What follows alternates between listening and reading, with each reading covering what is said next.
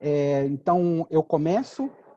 Primeiramente, agradeço o Instituto de Estudos Filosóficos pela oportunidade, a Universidade de Coimbra, a Faculdade de Letras, aos doutores, professores Mário Santiago, Paulo Paz, Roberto Martins, Gilmar Júnior, Antônio Martins, Fernando Müller, minha família, meus queridos amigos, que são muitos, mas não temos tempo para poder citar todos. Porém, eu tenho que agradecer especialmente uma querida amiga, Navarra, daqui de Espanha, que nos proporcionou a nossa videoaula em pleno. Estamos justamente, gente, em nossos pontos mais místicos e mágicos do planeta. O Centro Histórico de Pamplona, um caminho do universo, refletido na Terra, o caminho sagrado, caminho de Santiago de Compostela. Um pouco, que eu vou dizer, né, da cultura histórica. El Camino nasceu dos povos druitas, aqui no fundo, Navarreria. Então, para poder ter um pouco de temas como místico, mágico, para enriquecer a nossa conferência. O Camino nasceu dos povos druitas e dos celtas, que, seguindo o mapa natural e as linhas das estrelas, criaram na Terra o seu correspondente. Enfim, uma gratidão a todos por nos proporcionar esse evento, essa iniciativa. Então, chega agora de apresentações e vamos começar e dar início a essa divulgação e um pouco do meu conhecimento. Ok? Então, eu vou compartilhar com vocês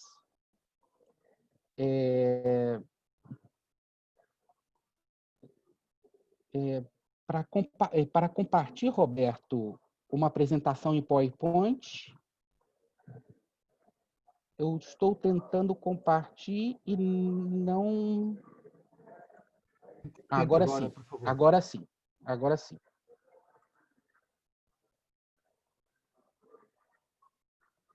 Então, vamos lá.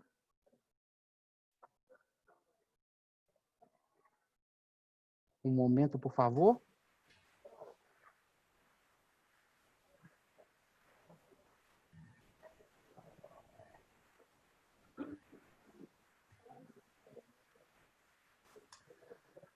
Pois bem, Covid-19, uma chaga aberta no mundo contemporâneo.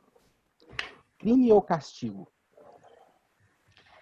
Descobrimos que o país mais forte atualmente não é o que tem armas de fogo ou armamento nuclear. O país que vai ganhar a guerra é aquele que souber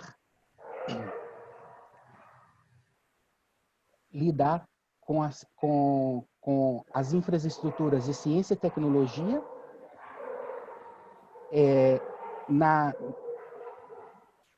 na estrutura hospitalar, porque o inimigo não morre com um tiro.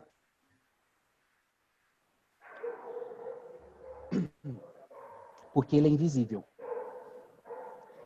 Mas uma coisa é certa. Muitas vidas já foram perdidas. E o que nos espera, todavia, né? Pois bem, está tendo segundo a Universidade de Johns Hopkins, a pandemia espera que eu não estou conseguindo. A pandemia por Covid-19 avança em todo o mundo. Vocês podem observar que atualmente isso é dado de agora. Atualmente temos mais de 7 mil casos, mais de 7 milhões de casos confirmados. E mais de 400 mil mortos, dentre eles Estados Unidos e Reino Unido, e o Brasil são os 3 países que é o centro da pandemia no mundo. O curioso motivo pelo qual o Covid-19 não causa estragos biológicos em animais portadores não humanos, e sim em primatas humanos. Por quê? Talvez o castigo está aí, ou é um crime dos céus contra os humanos. Esse questionamento me faz refletir um pouco, né? Essa guerra contra o vírus está aí para invertir valores, como falei anteriormente. Então, por exemplo, o petróleo. O petróleo sem consumo não vale nada. Não é mais o ouro negro. Hoje, o ouro é transparente e é um gel. E só serve para desinfectar. As viagens foram canceladas, a Disney perdeu seu encanto. E o Mickey Mouse, com sua turma, pede para que todos fiquem em casa. Em todas as línguas, o mais utilizado hoje é isso mesmo, ficar em casa. Quem ganha um novo significado e, além disso, vira um abrigo. Então, entrando agora um pouco com a questão do conceito do mundo antigo, a epidemia é o flagelo que os deuses enviavam sobre um país como castigo de crimes ou sacrilégios, fosse eles cometido coletivamente por um habitante qualquer, um herói ou um rei. Interessante, porque ignorando os motivos da cólera divina, os antigos costumavam consultar um adivinho, um oráculo, como os de Delfos, por exemplo. Através dele, recebia orientações de como proceder para fazer cessar a epidemia. De um modo geral, os deuses exigiam um sacrifício, um tributo ou um banimento. O que eu posso comentar quanto a esta questão é que a epidemia na Grécia Antiga era castigo divino por algo que ofendeu os deuses, e por isso o oráculo, ponte entre deuses e homens, era consultado para resolver as questões. Entramos agora no conhecimento básico da mitologia grega. Para mim foi um reto escalar tudo, mas com o auxílio de Gilmar, foi fantástico entender tudo isso e para mim foi um presente imenso. E agora eu falo um pouco de cada deuses e seus fundamentos que foi levando até o tempo atual, né, o tempo contemporâneo. Esculápio, filho de Apolo, criado pelo centauro Quiron, que ensinou medicina e dominou a arte médica a ponto de ressuscitar os mortos. E, devido a isso, por Esculápio já saber um conhecimento científico, o rei dos deuses se quedou furioso e, preocupado com essas alterações no mundo, fulminou Esculápio com os raios dos ciclopes. Assim, Esculápio transformou-se na constelação serpentária. E hoje, devido à representação de um bastão com uma serpente enrolada, até hoje é utilizado como símbolo da medicina e da e da Organização Mundial da Saúde. Meu comentário aí foi que Esculápio vai além de aprender medicina com centauro e passa a ser um médico que altera a ordem das coisas.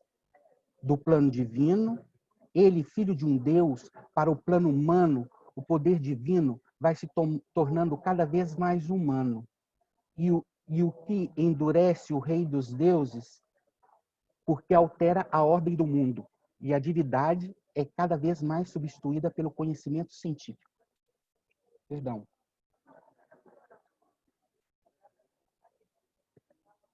Continuando, o filósofo Sócrates, quando foi condenado à morte, a morte ao beber o veneno de cicuta, essa erva, pelo que eu investiguei, é uma erva que é facilmente encontrada em qualquer campo e ela, se fazer um simples chá, ela pode levar o indivíduo à morte. Então, o filósofo Sócrates diz a seus discípulos que deve-se um galo a Esculápio, colocando-o assim na categoria de divindade, que era cada vez mais humana, por causa do conhecimento adquirido pela medicina, que pôde causar a morte e a vida. Importante salientar uma questão, que aqui a medicina passa de transcendência para imanência, do divino para o humano. E o crime e o castigo passa a ser um processo histórico de percepção do que uma epidemia e como reagir a ela. Hipócrates. Os textos mais antigos datam do ano de 450 a 430, e os mais novos do século III e do século IV. Na Grécia Antiga, havia duas escolas de medicina, a de Cos e a de Nido. E Hipócrates foi o criador e representante máximo da escola de Cos. Disse: não há doenças mais, mas pessoas doentes. O interesse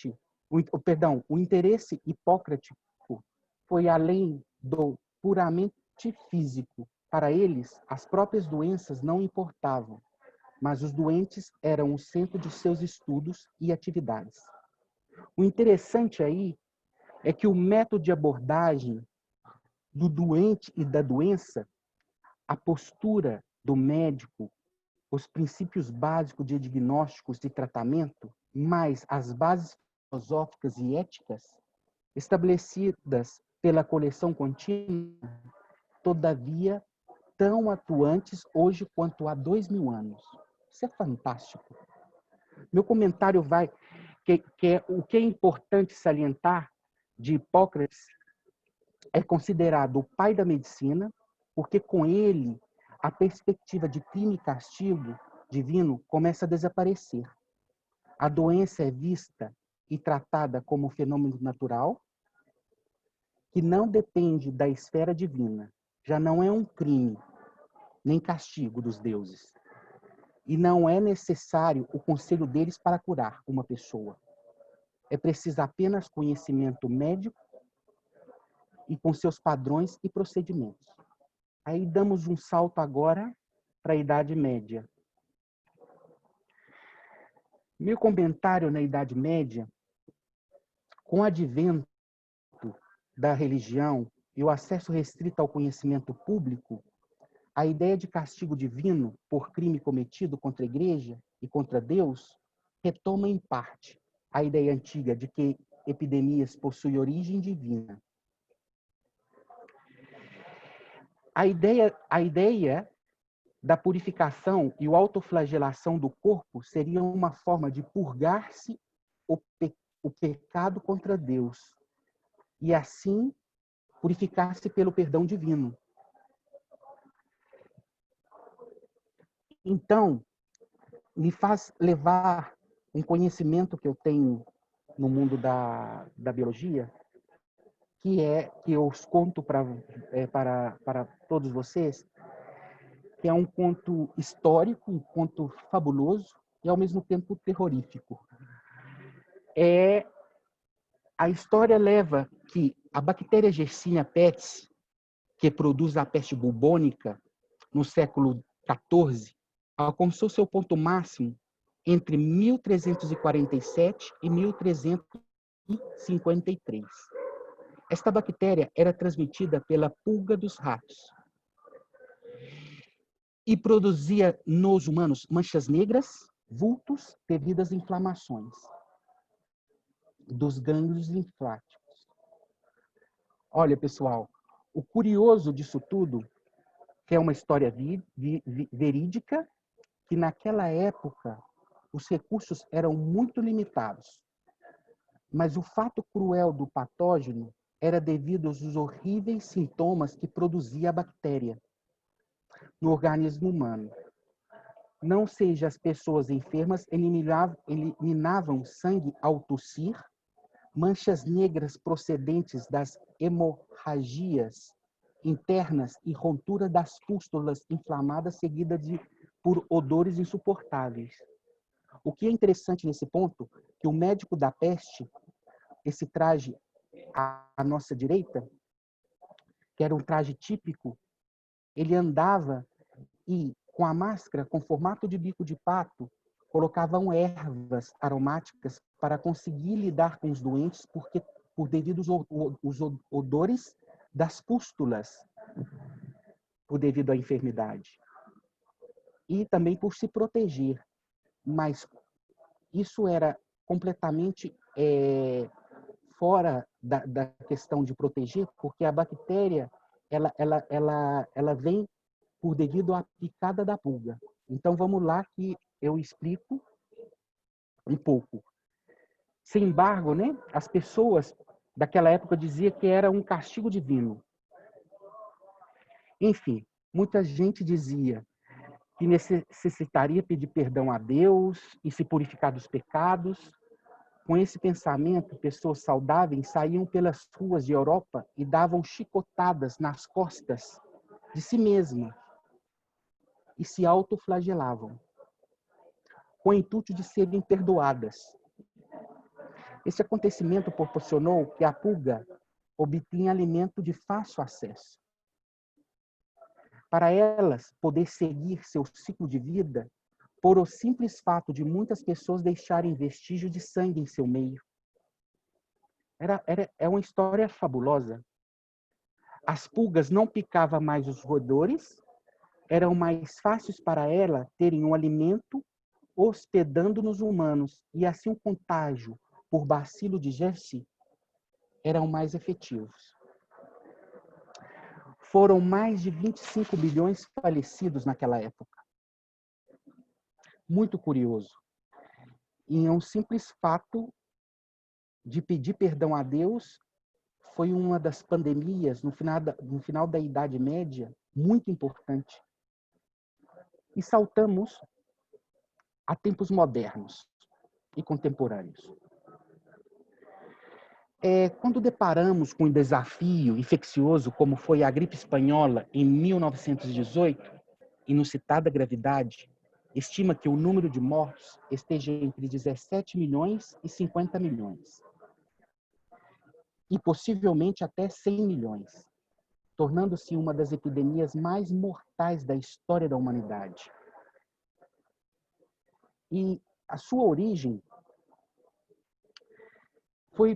foi nos Estados Unidos, mas foi nombrada como gripe espanhola por devido que aqui em Espanha o poder que tinham os jornalistas de divulgar os fatos, de reportar o que estava acontecendo, era o único país que tinha esse poder. Então as imprensas saíam a cada 2 por 3 para publicar sobre o tema, e por isso que foi nombrada como gripe espanhola.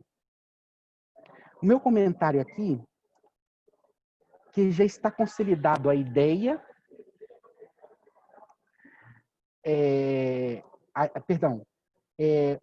a questão também depois, mais tarde, nos anos 80, chegou a AIDS e em 1991 o cólera.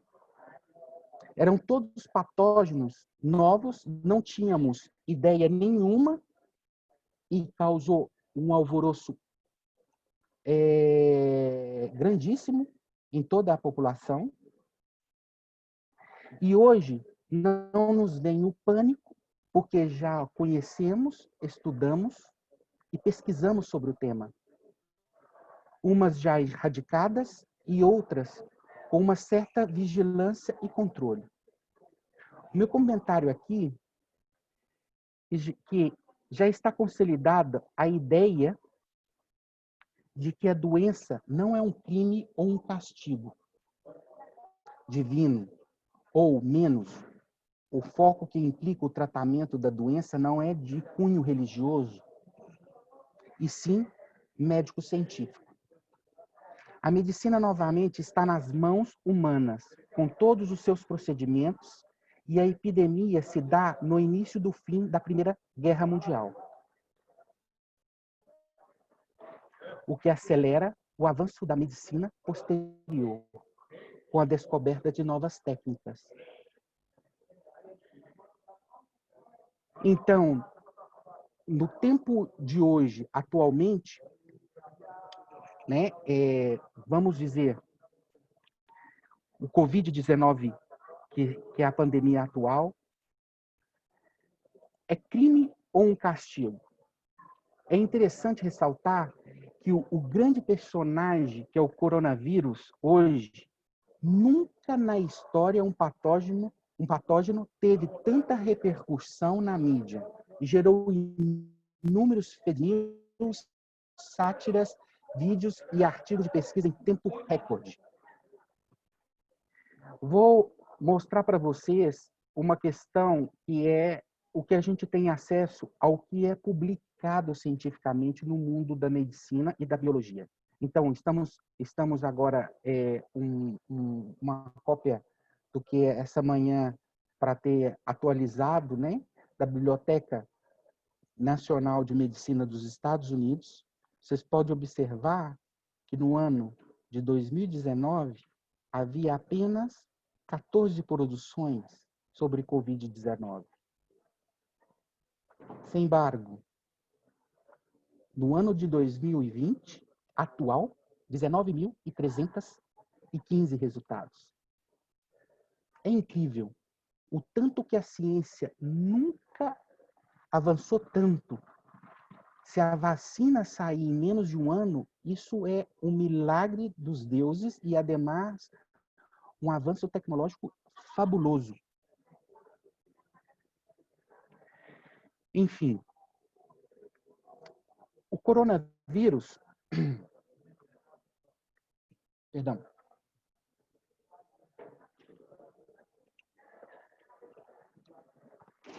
o coronavírus foi descrito pela primeira vez em 1960. E atualmente há diferentes espécies de coronavírus que é saltado de animais a humanos. Então, aqui nessa gráfica podemos observar que o SARS-CoV e o MERS-CoV, ele infectou tanto o furão quanto dromedários e o morcego. Já no SARS-CoV-2, infectou o morcego, infectou o pangolim, e o pangolim provavelmente infectou novamente o morcego e nos infectou. Então, o SARS-CoV, aqui podemos observar também que isso recente, né, publicado, que o genoma do vírus é 91% que a sua origem veio do pangolim.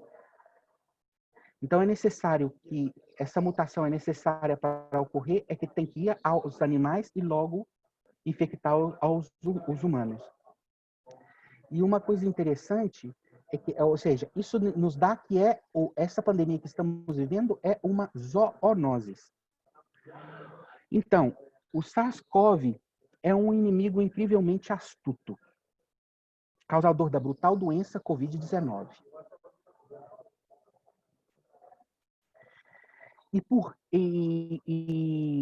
E o vírus está indiferente, e além da ideia do bem e do mal, que eu quero comentá-los, tanto frisar quanto a questão do título do crime e do castigo, sua função é única, é simbiótica e, na maioria das vezes, não busca matar o hospedeiro.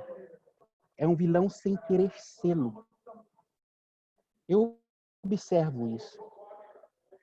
E sua atuação é natural, infectar e perpetuar sua espécie. Todo ser vivo quer viver. Não justifica um vírus infectar e querer destruir seu próprio hospedador.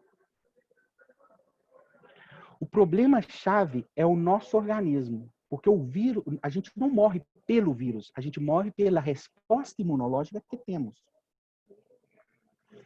Então, veja bem, por que mais infeccioso em humanos se não é em outros animais?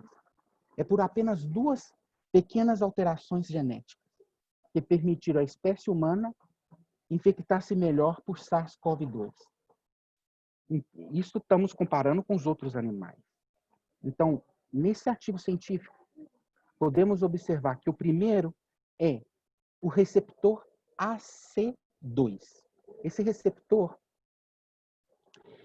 é que o vírus, devido à sua glicoproteína que está no envelope, aqui nessa gráfica podemos ver, isto é uma glicoproteína, esta é a chave fundamental que esse receptor, essa chave, o receptor AC2 é uma fechadura e a glicoproteína do vírus é a chave. Isso se conecta e aí, no momento que faz essa interação, patógeno e hospedador, começa a infecção. E aí é o segundo ponto para isso. É quando se trata de entrar nas células pulmonares. Então, o vírus, no momento que o receptor nas células pulmonares humanas, ele utiliza a nossa melhor proteína e começa o efeito de se replicar, e assim vai fazendo mais cópias, e isso, a infecção ali é instalada e o processo do sistema imunológico para se defender e a cascata de proteínas devido ao macrófago, e isso começa a doença que é o Covid-19. Enfim, para finalizar, eu coloquei umas reflexões que eu tive observando nesses meses de confinamento e conversando com especialistas, tanto meu querido amigo Gilmar, comentávamos quase todo dia sobre a situação, e a gente desenvolveu um pouco mais de umas reflexões devido à ação do homem. A ação do homem, a ação humana, ela está muito clara. Ela é exploradora e destruidora no quesito meio ambiente. Nossa única casa natural que temos é este planeta. A natureza nos protege, nós mesmos, abrandando-nos, mostrando uma nova forma de comportamento. Vocês podem observar Paris antes do confinamento e durante o confinamento. Proteger o planeta é proteger a nós mesmos, nosso futuro enquanto espécie, e isto é fundamental. Será que o vírus é apenas o profeta do discernimento e fruto, em parte, de nossas próprias ações? Mas se o vírus limpa e recupera a natureza para nós mesmos, que somos parte dela e em pró do nosso próprio benefício, da nossa própria natureza e do nosso equilíbrio humano, reconciliando com tudo o que é natural, de fato, do que não é bom nem é mal, né? É apenas a vida. E baseando neste contexto, me faz recordar, faz pouco deste incrível cientista australiano, que é Robert May, morreu há pouco tempo, em abril passado, e me faz endereçar as ideias e os pensamentos e evidências de Roberto. Roberto foi um braço direito na administração do Reino Unido e no âmbito científico, e, enfim, um bravo cientista. E May voltou sua atenção e habilidades para o campo da ecologia. No âmbito da biologia populacional, ele se concentrou em descobrir relações entre complexidade e estabilidade em comunidades naturais. O teorema da estabilidade de May-Winder. Esse seu modelo mostrou matematicamente que, quanto mais espécies interagirem em um ecossistema, resultará menos estável. Considerações anteriores que deram essa maior vulnerabilidade ao colapso de ecossistemas com uma única espécie.